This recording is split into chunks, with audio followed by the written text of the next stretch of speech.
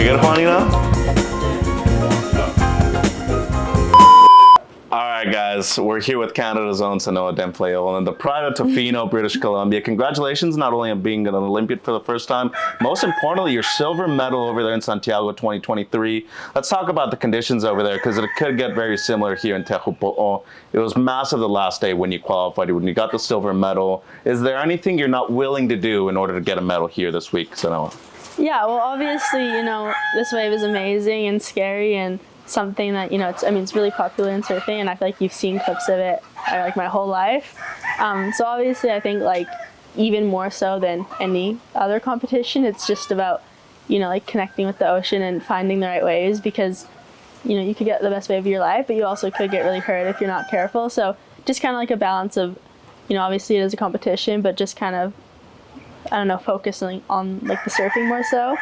The waves in Santiago that we had for the Pan Am Games were really good and pumping for the first couple days, some of the best waves I've ever had in a contest. And then right before the bronze medal match, kind of when we came down to like finals day, there was like a big storm that came through. So we were on hold for like 2 days. Yeah. We were all just like sitting in like our hotel. Obviously everyone like staying in the same spot, and it was like lots of nerves and everything, because we all knew that like whoever made that next heat, whenever they resumed the competition, was going to qualify that Olympic spot, because Tatiana was in the final already, and she obviously already had a spot qualified. So it was definitely like a crazy couple days, just trying to like keep the nerves in and know, like have that much build up to like one heat that kind of had a lot on the line. And then obviously, like the clips you've seen and like the broadcast from there, it was really big. Definitely a different wave than here. Right. There's obviously a lot more shape. This wave gets really hollow, and that wave was just kind of like a rolling like mountain, but it was definitely massive. And the fact that not only you qualified there, before that you had an amazing 12 months. You made a final with your sister over there in SLO in California. It's the first ever Canadian final. I mean, your sister Mateo is just a few years older than yourself. You're only 19 right now. You've already won a qualifying series event, a junior series event, a silver medal in Santiago, and most importantly, qualifying for the Olympic Games. Like, has that settled in yet, being here in Tahiti now for Paris 24? Yeah, I mean, obviously those are like some competitively like the accomplishments within last year that I'm, really proud of, and a lot goes into it. And, I've, dreamt of being, a surfer and getting myself onto these bigger stages my whole life. So making those, things happen like step by step, and getting to an event like this obviously feels amazing. And, if you would have told like younger me that I'd get to be here and represent Canada and Tofino and the whole community I grew up surfing with, I would have been over the moon. So I'm definitely still like taking it all in and just kind of like, I guess like settling into the experience of it, because yeah, I'm really grateful to be here. I bet, and I would think that your sister's push is probably one thing that got you to this point too, right? For sure, yeah. I mean, obviously having like an older sibling, my big sister, also surfing, like she pushed me a lot, and she was always that, like a couple steps ahead of me, so I could like, always like try and keep up with her, and she was always pushing me, and obviously so encouraging as an older sister too, and leading me the way, and traveling and getting like to have her by my side is, was so beneficial. And I wouldn't have even, probably been surfing at all if it wasn't for her. That's awesome. And I think we need to point out that it's very important that we are in Tahiti, in French Polynesia.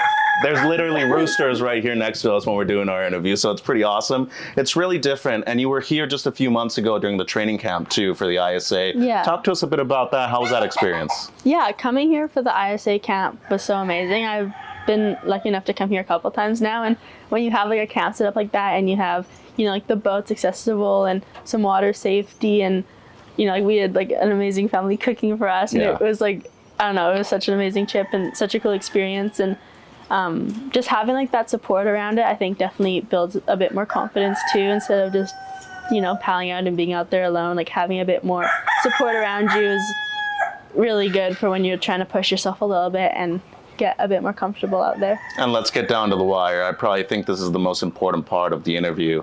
Canada has always had amazing surfers, especially on the West Coast in Tofino and British Columbia.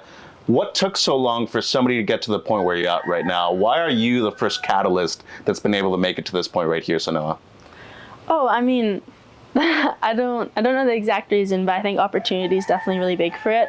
you know, I was so lucky to have my sister to look up to growing up, and amazing surfers like Pete DeVries and all the Brewilers. And so I think just having that level to look up to going up into Fino is probably the biggest thing. If you go somewhere like, you know, here or Hawaii or California, you paddle out at any of the breaks, Huntington or Lowers or wherever, and you're surrounded by like a super high level of surfing. So, you know, whether you've surfed for years or it's your first day, like you're seeing this high level that you can like aspire to and like work towards. Whereas somewhere like the Fino, like there only are those few surfers that are at that level. So you really have to like seek out, I guess, like inspiration in surfing. And just having more surfers kind of to like look up to going up there was, I think, like the biggest reason, you know, just kind of having like like that level that I was trying to get to from day one, and